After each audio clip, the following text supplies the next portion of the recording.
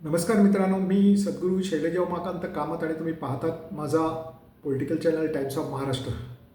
मित्रांनो, मी आज ज्या विषयावर तुमच्याशी चर्चा करणार आहे ती अर्थातच आज पूर्ण भारतामध्ये जो विषय गाजतो आहे त्या विषयाबद्दलच मी तुमच्याशी चर्चा करणार आहे. पण त्या चर्चेला सुरुवात करण्याअगोदर तुम्हाला एकदा परत विनंती करतो की तुम्ही जर माझे व्हिडिओ नेहमी नित्यनेमाने पाहत असाल तर न चुकता माझ्या व्हिडिओला लाईक करा, शेअर करा आणि माझा जो चॅनल आहे टाइम्स ऑफ महाराष्ट्र जो विनामूल्य आहे त्याला सबस्क्राईब करा.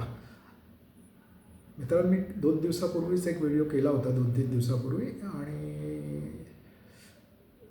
म्हणजे विद्यार्थ्यांचं जे काय आंदोलन चाललं आहे शिक्षण क्षेत्राबद्दलचं त्याबद्दल व्हिडिओ केला होता. त्याच गोष्टींची मी चर्चा आज परत नाही करणार आहे. पण ही जे आंदोलन झालं त्याची पुढची वाटचाल काय आहे, कशी चालली आहे त्याची वाटचाल, यातनं काय निघू शकतं, याच्यामध्ये कोणाचा काय रोल आहे, कळलं की नाही, याची चर्चा मी तुमच्याशी आता करणार आहे. विद्यार्थ्यांचं आंदोलन सुरू झाल्यानंतर सुरुवातीला तुम्हाला माहीत नसेल तर फक्त 2,500-3,000 हजार लोकच तिथे जमलेले होते. पण ज्या दिवशी सोनम वांगचुक यांनी त्याच्यामध्ये उपोषणाला सुरुवात केली, ते जॉईन झाले, त्याला प्रचंड प्रतिसाद मिळाला. कारण सोनम वांगचुक यांचा जो शिक्षण क्षेत्र, पर्यावरण क्षेत्र आणि या क्षेत्रामध्ये त्यांनी जे पर्वता एवढं काम करून ठेवलं आहे ना, त्यामुळे त्यांचा सामाजिक दृष्टिकोनाचा जो कॅनव्हास होता, कार्याचा जो कॅनव्हास होता तो प्रचंड मोठा होता. कळलं की नाही. आणि त्यामुळे अखंड हिंदुस्थानातनं, अखंड भारतातनं त्यांच्याकडे लोक यायला लागले त्यांच्या अनुशासनाला. आणि अभिषेक दिपके यांनी जो इश्यू कॉक्रोच जनता पार्टीचा घेतला होता आणि त्या प्लॅटफॉर्मवरनं ते ज्या मागण्या करत होते ते म्हणजे नीट परीक्षा, CBSEची परीक्षा, शिक्षण क्षेत्रात असलेली अनागोंदी कारभार आणि ह्याला जबाबदार असलेला डायरेक्टली किंवा इनडायरेक्टली असलेला जो भारताचा शिक्षण मंत्री म्हणजे धर्मेंद्र प्रधान यांचा इमिजिएट राजीनामा व्हायलाच पाहिजे होता. खरं तर काँग्रेसच्या किंवा स्वातंत्र्यानंतरच्या कालावधीमध्ये असं एखादं काही प्रकरण झालं तर त्याचा राजीनामा तो स्वतःहून देत होता. लालबहादूर शास्त्रींनी तसा राजीनामा दिला होता. कळलं की नाही. पण आताच्या काळामध्ये जे मोदींचं शासन आहे, जे भारतीय जनता पक्षाचं शासन आहे, जे RSSचं शासन आहे, याच्यामध्ये दडपशाही आहे, दादागिरी आहे. कळलं की नाही. त्याच्यामुळे आम्ही काही करू, आम्हाला तुम्ही प्रश्न विचारायचे नाहीत असा त्यांचा कल आहे, माइंडसेट तसा आहे. आणि त्यामुळे हे सर्व प्रश्न जे विद्यार्थ्यांचं आंदोलन एवढं चिघळलं त्याला तेच कारणीभूत आहेत. 20 जुलैला जवळजवळच म्हणजे जंतर मंतर चौक तर भरलेलाच होता, पण इतर ठिकाणी संसदेच्या आसपास, मोदींच्या रेसिडेन्सच्या आसपास देखील सगळे रस्ते तुडुंब भरलेले होते. आणि विद्यार्थ्यांची शिस्त बघण्यासारखी होती की त्यांनी कुठल्याही अनवॉन्टेड स्लोगन्स, घोषणा देत नव्हते. कळलं की नाही. इन्किलाब जिंदाबाद ही तर भगतसिंगाने दिलेली घोषणा आहे. कळलं की नाही. आणि शिक्षण क्षेत्रामध्ये बदल करा, त्यांची जी मागणी आहे धर्मेंद्र प्रधानचा राजीनामा घ्या आणि शिक्षण क्षेत्रामध्ये काहीतरी तुम्ही परिवर्तन घडवा, ह्या त्यांच्या रास्त मागण्या होत्या. आणि त्याच्या मागणीसाठी त्यांनी 20 जुलैचा जो संसद त्या दिवशी सुरू होत होती तिथे त्यांनी मोर्चा काढायला सुरुवात केली. पीसफुल पद्धतीने, अत्यंत शांततामय पद्धतीने विद्यार्थी त्यांचे सगळे सहकारी पुढे वाटचाल करत असताना मोदींना गेल्या 12 वर्षामध्ये किंवा 2001 पासून आजतागायत मोदी शहाना विरोधात काय असतो याची पुसटशी देखील कल्पना नव्हती. कारण त्यांचा सगळा ते राजकारण करतात. मी नेहमी सांगतो, ते राज्य नाही करत, ते राजकारण करत असतात. ते राजकारण त्यांचं असं असते फक्त म्हणजे आपल्या विरोधात जे बोलू शकतील, जे बोलत आहेत, भविष्यामध्ये असे आपले विरोध होऊ शकतील असे व्यक्ती आणि असे राजकीय पक्ष हे सामदाम दंडभेद करून फोडायचे, हेच आमचं राजकारण होतं. त्याच्या पलीकडे त्यांना राजकारणाची काही कल्पना नाही. आणि जेव्हा हे हजारो विद्यार्थ्यांचं जे आंदोलन, रस्त्यावर उतरले विद्यार्थी यांच्या विरोधामध्ये, त्यावेळेला त्यांचे धाबे दडाणले. कळलं की त्यांना काय करावं हे सुचेनाच. आणि त्या म्हणजे धांदलीमधनंच त्यांच्याकडे एकच अस्त्र होतं. जसं माकडाच्या हातात कोलीत दिलं ना, माकड काय करतं, शेवटी त्या विळख्यामध्ये अडकतंच ना. तसंच झालं त्यांच्याकडे. फक्त त्यांच्याकडे काय होतं तर सामदाम दंडभेद म्हणजे ED, CBI, पोलीस ह्या ज्या यंत्रणा आहेत, न्यायालय आहेत, निवडणूक आयोग आहे, ह्याचा कुठलाच उपयोग ह्या आंदोलन चिरडण्यासाठी होणार नव्हता. होतं त्यांच्याकडे ते police, military, paramilitary force, state reserve police आणि सेंट्रल रिझर्व्ह पोलीस, ह्याच्या व्यतिरिक्त त्यांची काही शक्ती नव्हती. तीच त्यांनी यूज करायचं ठरवलं. आणि बेधडकपणे कुठलाही धरबंद न बाळगता त्यांनी त्या निष्पाप तरुण पिढीवर झेंजीवर अटॅक सुरू केला आणि तो अटॅक इतका महाभयंकर होता की त्याच्यामधनं लहान म्हणजे या आंदोलनामध्ये 11 वर्षापासून ते साधारण 29 वर्षापर्यंतचे मुलं आणि मुली स्त्री पुरुष त्याच्यात सहभागी झालेले होते. यांनी मारझोड करताना बेछूट लाठी हल्ला करताना त्याचा जरा देखील विचार नाही केला की आपण कुणावर लाठी चालवतोय. 11 वर्षाच्या मुलीवर पण चालवली, 20 वर्षाच्या मुलींवर पण चालवले, मुलींचे कपडे फाडले आणि मुलांना तर बेधडक म्हणजे 4-4, 5-5 पोलीस मरेसोक्त मारत होते. पण वाखाणण्यासारखी गोष्ट होती काय माहिती का, तुम्हाला खरं सांगतो, तुम्ही माझ्याशी कदाचित ॲग्री होणार नाही, पण वाखाणण्यासारखी गोष्ट होती की महात्मा गांधींचा जो विचार आहे तो या झेंजीमध्ये किती रुजला आहे याचे ज्वलंत उदाहरण म्हणजे ॲजिटेशन आहे. मी गांधीवादी नाही आहे तरी पण तुम्हाला सांगतोय, हे शांततापूर्ण आंदोलनामधनं ते व्हायलन्ससाठी हिंसाचार होण्यासाठी मोदी आणि शहा या पॅरामिलिटरी पोलिसांतर्फे या झेंजीला उकळत होते, म्हणजे उकसत होते, त्यांना प्रोव्होक करत होते की तुम्ही व्हायलन्स करा, मग आम्हाला सांगता येईल की अँटी नॅशनल आहेत वगैरे, त्यांचा जो नेहमीचा नॅरेटिव्ह त्यांना ते करायचं होतं. पण या झेंजीने अजिबात नाही. काही तरुण मुलं तर म्हणजे पोलिसांना सांगत होते या आम्हाला, पोलीस चारही बाजूनी लाठ्या मारतात तरी पण सांगतात मारा मारा मारा आम्हाला मारून टाका. हेच ते गांधी तत्त्व जे आहे ना, ते हेच गांधी तत्त्व, रेझिस्टन्स करा आणि जसं ब्रिटिशांशी केलं तसंच हे करा. आज मोदी सरकारविरुद्ध या झेंजीने ते प्रूव्ह करून दाखवलं. गांधींचं तत्त्वज्ञानचं प्रतिबिंब या आंदोलनातनं प्रत्येक वेळी येत होतं. ही मुलं इतकी शिस्तप्रिय होती ना, त्यांना खाणं तर अखंड जगभरात नाही येत आहे, भारतातल्या शहरामधनं येतच आहे, पण मला वाटतं स्विगी आणि ते ज्या काय डिलिव्हरी करणाऱ्या ज्या कंपन्या ज्यांचं प्रॉफिट मला वाटतं गेल्या 10 दिवसामध्ये भरपूर धंदा झालेला आहे त्यांचा. इतकं लोक पाठवत होते लोक. याचा अर्थ काय आहे, लोक का पाठवत आहेत तर लोकांचा ह्या जनआक्रोश जो आहे ते पार्टिसिपेट करू शकत नाही, तर आम्ही ह्या रीतीने या आंदोलन करताना आपण सपोर्ट करू ह्या दृष्टीने ते करत होते. आणि ती मुलं रात्रीची रस्ते साफ करणं, जे काय खाऊन कचरा झाला ते करून सगळे रस्ते स्वच्छ करत होते. इतकं शिस्तबद्ध, कुठलीही अनवॉन्टेड घोषणा नाही, कुठल्याही राजकीय नेत्यांना पण त्याच्यामागे म्हणजे ते जात नव्हते, आलेल्या सर्वांचं स्वागत करून त्यांना परत पाठवत होते. इतकं हे अत्यंत शिस्तबद्ध झालेलं आंदोलन. पण माझ्यासारख्या माणसाला काय दिसलं तुम्हाला सांगतो, माझं ते तुमच्याशी चर्चा करण्यासाठी मी तुम्हाला सांगण्यासाठी मी आज आलो आहे. ते म्हणजे याच्यामध्ये ज्याला म्हटलं जातं ना Modi Shah force, MSF Modi Shah force, त्याच्यामध्ये अंगावर नेमप्लेट न लावलेले, अप टू डेट म्हणजे जीन्सची पॅन्ट घातली, शर्ट इन केलेलं आहे आणि आपला चेहरा ओळखू येऊ नये म्हणून तोंडावर नाकापासून रुमाल बांधलेले किंवा फडकं बांधलेले आणि डोक्यावर हेल्मेट घालणारे तरुण मुलं हातामध्ये लाठ्या घेऊन, ज्या लाठ्यांना हिंदुस्थानच्या आंदोलनामध्ये पहिल्यांदाच त्या लाठ्यांना खिळे ठोकून आंदोलकांना मारण्यासाठी ती तयार होते. हे कोण होते तुम्हाला माहिती आहे? हे होते मोदी शाह फोर्स असं म्हटलं जाते. निरीक्षक म्हणतात राजकीय की हे मोदी शाह फोर्सचे हे होते.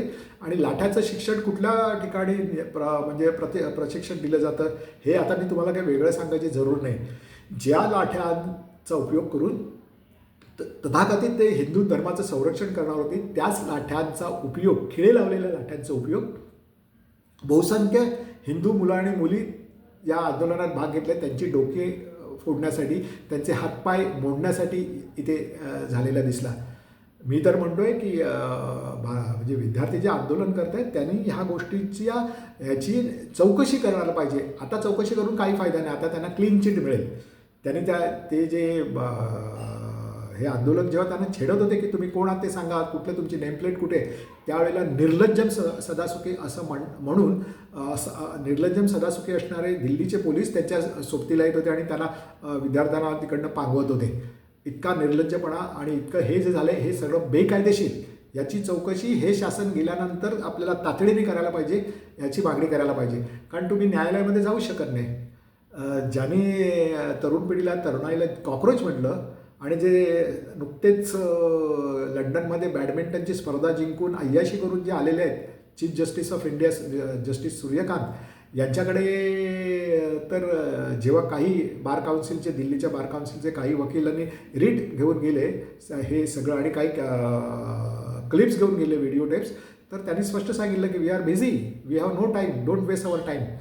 म्हणजे तिकडे जग जळते. हजारो तरुणाई जे भारताचं फ्युचर आहे त्यांच्यावर असा बेमालूम म्हणजे बेकायदेशीर असा अटॅक चालू आहे, त्यांना मारलं जात आहे, हे पाहण्यासाठी chief justice of India Suryakant यांच्याकडे वेळ नाही.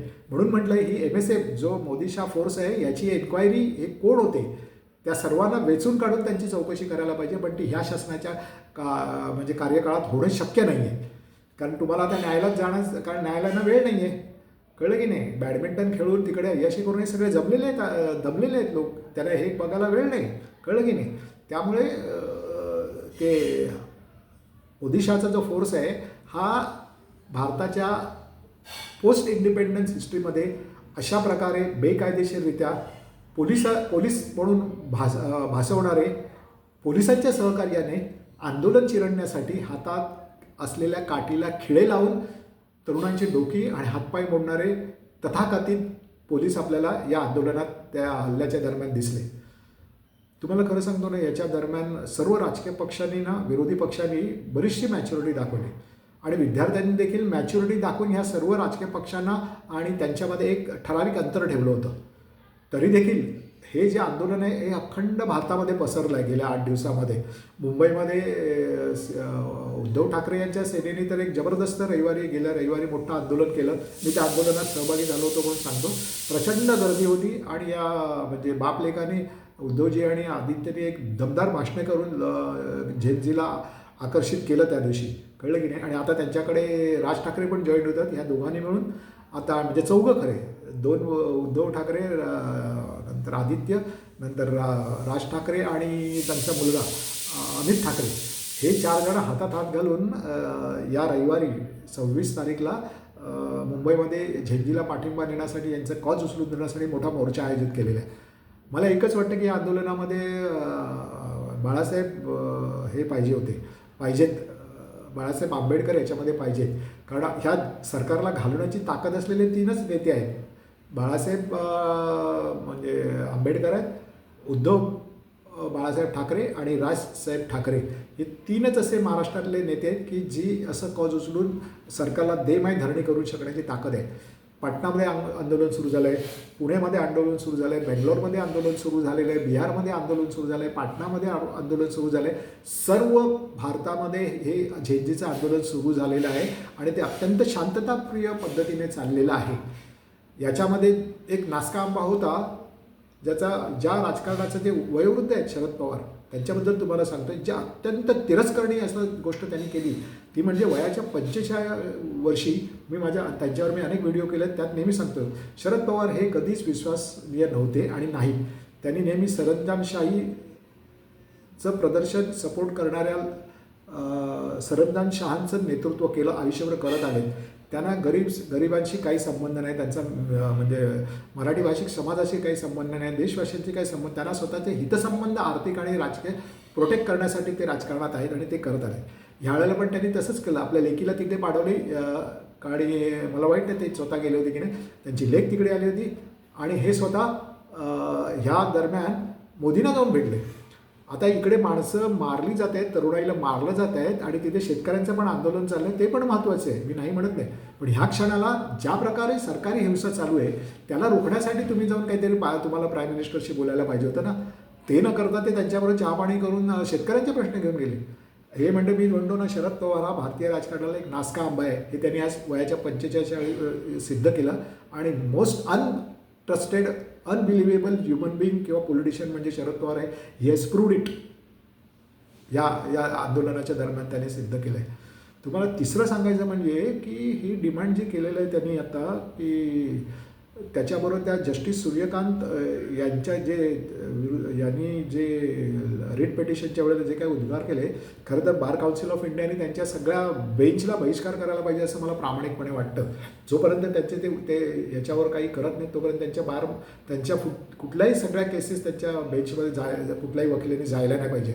अशा प्रकारे त्यांनी आपला म्हणजे गांधीवादाच्या ह्याच्यानं त्यांचा निषेध करायला पाहिजे.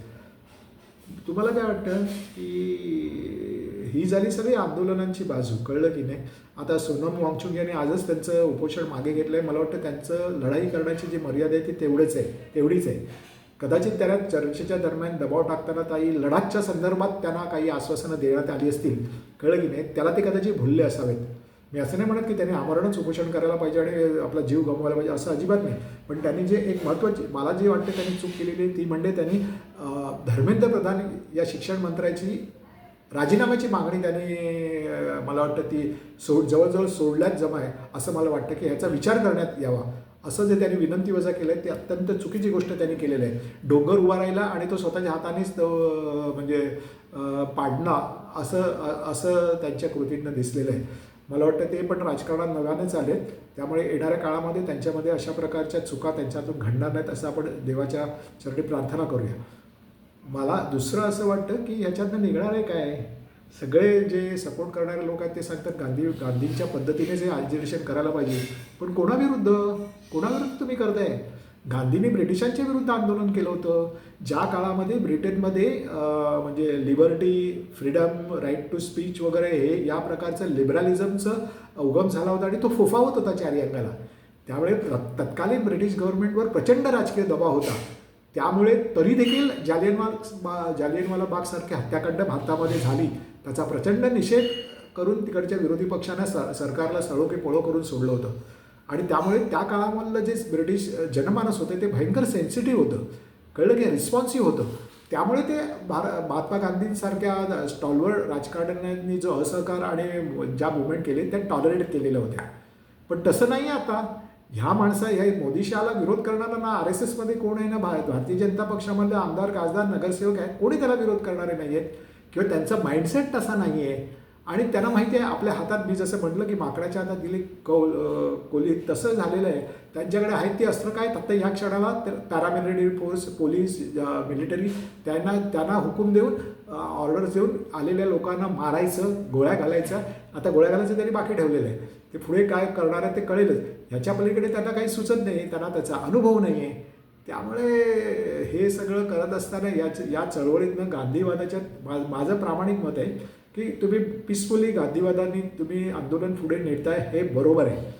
हिंसक तुम्ही करू नका, पण तुम्ही अहिंसक मार्गाने जो मार खाताय त्याला देखील मर्यादा असायला पाहिजे. दुसरं तुम्ही काय करा असं मी कुठल्याही त्या कॉक्रोच जनता पार्टीच्या सोनम वांगचुक किंवा तिकडे असलेल्या झेंजीच्या कुठल्याही माणसाला मी सांगणार नाही तुम्ही हे करा. मी त्यांना एकच उदाहरण देईन की छत्रपती शिवाजी महाराज मोगलांशी लढले. औरंगजेबसारख्या म्हणजे अत्यंत क्रूर अशा माणसाशी त्यांनी लढाई केली, आदिलशाहशी लढाई केली, सगळ्यांना मारलं, सगळ्यांना त्यांनी नामोहरम केलं.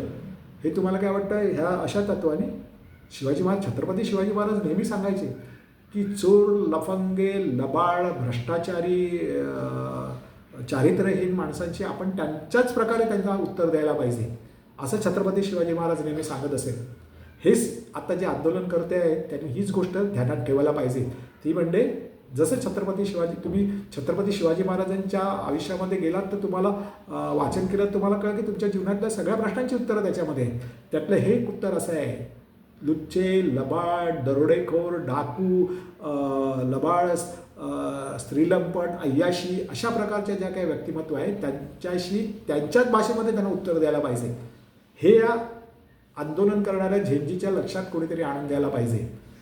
आणि मला शेवटी असं वाटतं की हे आंदोलन आता कुठल्याही राजकीय पक्षाच्या हातात नाही आहे, दीपकेच्या हातात नाही आहे, सोनम वांगचूकच्या हातात नाही आहे, ते फक्त विद्यार्थ्यांच्या हातामध्ये आहे. जे विद्यार्थ्यांना राजकीय डावपेचांचा अंदाज नाही आहे, समज नाही आहे. मला असं प्रामाणिकपणे वाटतं की आता ह्या क्षणाला जसं 1977 साली जयप्रकाश नारायण यांचं दमदार, समजूतदार आणि प्रचंड प्रगल्भता असलेले नेतृत्व त्या चळवळीला मिळालं, म्हणून ती 1977ची क्रांती झाली. तशा प्रकारचं नेतृत्व आता ह्या चळवळीतनं उदयास यायला पाहिजे. जाता जाता म्हणजे मी जसं शिवसेनेनं सांगितलं तसं काँग्रेस, मुलायमसिंग यादवचा मुलगा अखिलेश सिंग या लोकांनी चांगला सपोर्ट या मुवमेंटला केला. आणि राहुल गांधींनी तर कमालच केली. त्यांनी जंतर मंतरवरती अजूनही गेले नसले, ते राईट मुवमेंटला ते जातील याचा मला त्याचा विश्वास आहे. पण त्यांनी ज्या रीतीने रस्त्यावर येऊन विद्यार्थ्यांच्या आंदोलनाला पाठिंबा दिला, संसदेमध्ये काहीच करता येत नाही, त्यांचे माईक बंद होतात, त्यांना बोलू देत नाहीत. त्यांनी स्पष्टपणे काँग्रेसने सांगितलं की तुम्ही जर धर्मेंद्र प्रधानचा राजीनामा घ्या, त्यानंतर आपण याच्यावर चर्चा करूया, हे स्पष्टपणे सांगितलं. आणि ते थांबले नाहीत, ते रस्त्यावर उतरले. पंतप्रधानांच्या घराच्या दारात त्यांनी सगळ्या काँग्रेसच्या खासदारांना घेऊन गेले आणि तिथे त्यांनी तळ टोकून धरणे धरलं आणि त्यांच्या अटकेच्या वेळेला त्यांनी जे काही धैर्य दाखवलं आणि त्यानंतर ह्या विद्यार्थ्यांच्या आंदोलनासाठी त्यांनी जी प्रेस कॉन्फरन्स घेतली त्याच्यामध्ये त्यांना प्रश्न विचारला गेला की तुम्हाला तुमच्या नाकातनं रक्त आलं, तोंडातनं रक्त आलं. तर म्हणाले ही क्षुल्लक गोष्ट आहे, मी विद्यार्थ्यांच्या कॉजवर माझा फोकस आहे, त्यामुळे ते अशा प्रकारची मला दिलेली वाईट ट्रीटमेंट त्यांनी 100 वेळा दिली तरी मी विद्यार्थ्यांसाठी ते सहन करायला तयार आहे. त्यांनी आणि त्यांच्या काळामध्ये आजपर्यंत आलेल्या काँग्रेसच्या कुठल्याही लीडरला किंवा विरोधी पक्ष नेत्याला राहुल गांधींना जे काही प्रॉब्लेम फेस करावे लागतात राजकारणात, काँग्रेसमध्ये स्वतःचं अस्तित्व ठेवण्यासाठी, नेतृत्व प्रस्थापित करण्यासाठी आणि देशभरात त्यांचे नेतृत्व प्रस्थापित करण्यासाठी, या जुलमी राजवटीशी लढण्यासाठी त्यांना जे काही प्रॉब्लेम्स फेस करावे लागतात ते आजपर्यंत काय कुठल्याही नेत्याला गेल्या 12 वर्षात आलेले नाही आहेत. तरी देखील त्यांनी आज प्रूव्ह केलं की ते एक प्रचंड फार मोठे लढवई आहेत. त्यांच्या अटकेचा जो प्रसंग आहे त्यांना उचलून नेतात. विरोधी पक्षाला लेलोपी म्हणजे पंतप्रधानाची शॅडो आहे ती. त्या माणसाला तुम्ही अशा प्रकारे ट्रीटमेंट देता. पण त्यांनी ते सिद्ध केलं की ते लढत राहणार शेवटपर्यंत, चांगल्या कॉजसाठी, झेंजीसाठी, विद्यार्थ्यांसाठी, शेतकऱ्यांसाठी ते लढत राहणार. त्यामुळे मी परत एकदा सांगतो की या नेत्यांनी आता छत्रपती शिवाजी महाराजांनी जे सांगितलेलं आहे तुम्हाला त्यानुसार तुम्हाला पुढे जायला पाहिजे, आंदोलन पुढे न्यायला पाहिजे आणि या आंदोलनाला समंजस, हुशार, दूरदर्शी असणाऱ्या नेतृत्वाची जरूर आहे. ते नेतृत्व झेंजीने कोणाच्या तरी हाती द्यायला पाहिजे असं मला प्रामाणिकपणे वाटतं. तुम्हाला जर मी काय बोललो हे पटलं असेल तर न चुकता माझ्या व्हिडिओला लाईक करा, तो सगळ्यांशी शेअर करा आणि मुख्य म्हणजे माझ्या चॅनलला सबस्क्राईब करा. जाता जाता नेहमीप्रमाणे सांगतो आहे की न चुकता जिथे जाल तिथे मराठी बोला. अभिमानाने सांगा की आम्ही मराठी आहोत. माझा पुढचा व्हिडिओ जंतर मंतरवर येण्या अगोदर प्लीज प्लीज टेक केअर.